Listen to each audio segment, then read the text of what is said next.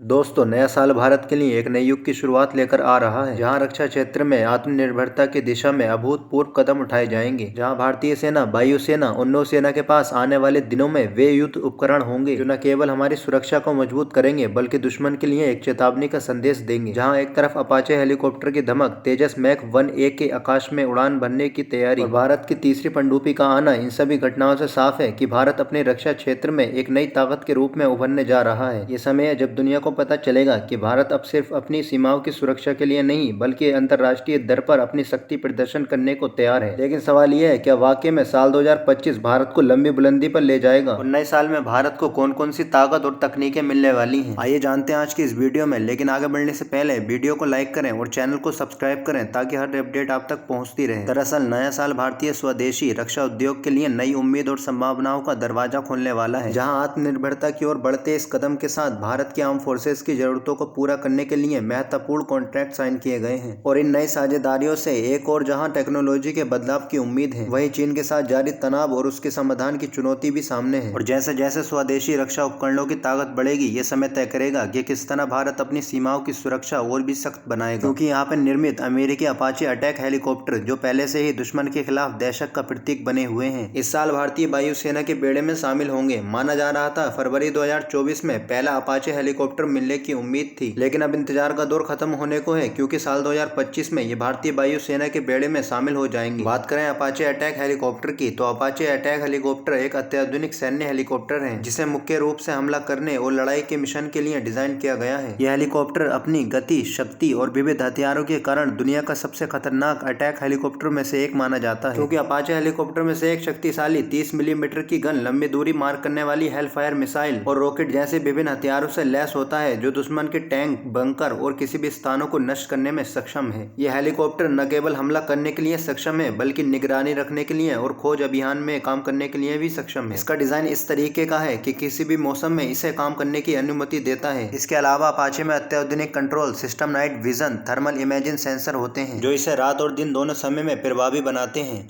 ये सेंसर इसे दुश्मन की पहचान करने और हमला करने में मदद करते हैं। खास बात यह है कि अपाचे हेलीकॉप्टर 250 किलोमीटर प्रति घंटा की रफ्तार से उड़ता है और इसकी उड़ान बेहद लचीली होती है, जिससे ये किसी भी युद्ध क्षेत्र में अपनी स्थिति बदलने में और हमला करने में सक्षम है। वहीं यूपी के अमेठी में बन रही AK-203 असोल्ट राइफल का आगमन भी इसी साल है, जो भारतीय वायुसेना की शक्ति को और भी ऊंचाइयों पर पहुंचाएगा। और देखा जाए तो AK-203 एक अत्याधुनिक और प्रभावी असोल्ट राइफल है, जिसे रूसी डिजाइन के आधार पर भारतीय सेना के लिए विकसित किया गया है, जिसका उपयोग मुख्य रूप से ग्राउंड ऑपरेशन में किया जाता है। इसके अधिकतम प्रभावी फायरिंग रेंज लगभग 300 से 400 मीटर तक है, जिसमें सेमी ऑटोमेटिक और फुल ऑटोमेटिक दोनों फायरिंग मोड होते हैं। और ये राइफल रोटेटिंग बोल्ट प्रणाली का उपयोग करती हैं, जो राइफल की समर्थता को बढ़ाती हैं। इसके अलावा साल 2025 में 100 से ज्यादा मैग्नाइज्ड इन्फेंट्री व्हीकल भारतीय सेना में शामिल होंगे, जो युद्ध की परिस्थितियों में प्रभावी कार्रवाई की क्षमता को और बेहतर बनाएंगे। वहीं 155 mm कैलिबर की अत्याधुनिक आर्टिलरी गन सिस्टम का कॉन्ट्रैक्ट भी इसी साल साइन होगा, जिससे दुश्मन की ओर से आने वाली किसी भी चुनौती का सामना करना और भी आसान हो जाएगा। इसके साथ ही बिनाका रॉकेट सिस्टम और आकाश मिसाइल के नए वर्जन के साथ भारतीय सेना में हर दिशा की सुरक्षा और ताकत बढ़ेगी। अगर हम बात करें आकाश मिसाइल के नए वर्जन की, तो इसका नया वर्जन आकाश NG के नाम से जाना जाता है, जो पहले की मिसाइलों से और ज्यादा एडवांस है। यह लगभग 70 से 80 किलोमीटर तक दुश्मन के विमानों को लक्ष्य बना सकता है, जो पहले के वर्जन की तुलना में अधिक प्रभावी। इसके अलावा अत्याधुनिक रडार और सेंसिंग, बेहतर गाइडेंस और कंट्रोल सिस्टम, मल्टी लॉन्च और एक साथ कई लक्ष्यों को नष्ट करने की क्षमता रखता है। लेकिन आपको ये जानकर हैरानी होगी कि साल 2024 भारतीय वायुसेना के लिए निर्णायक वर्ष हो सकता है, जब नए साल तेजस मार्क 1 फाइटर मिलने की उम्मीद है। हालांकि इसकी शुरुआत में कुछ देरी हो चुकी है, लेकिन वायुसेना के लिए ये वर्ष संघर्ष का है, क्योंकि वर्तमान में वायुसेना के पास 42 फाइटर स्क्वाड्रन की जगह 31 स्क्वाड्रन है। वहीं S-400 डिफेंस सिस्टम की बाकी 2 यूनिट और लद्दाख में नए एयरफील्ड का निर्माण वायुसेना को कई रणनीतिक ताकत देगा। और सबसे बड़ी खबर यह है कि भारत की तीसरी न्यूक्लियर सबमरीन, जो फिलहाल ट्रायल के दौर पर गुजर रही है, किसी भी वक्त नौसेना का हिस्सा बन सकती है। इसके बाद साल 2025 में जब ये रणनीतिक बलों में कमांड में शामिल होगी, तो ये भारत के रक्षा तंत्र को और भी ज्यादा मजबूत बना देगी। फिलहाल भारतीय वायुसेना के पास 2 न्यूक्लियर सबमरीन है, मगर इस नए सबमरीन के साथ भारत की ताकत में और भी ज्यादा इजाफा होगा।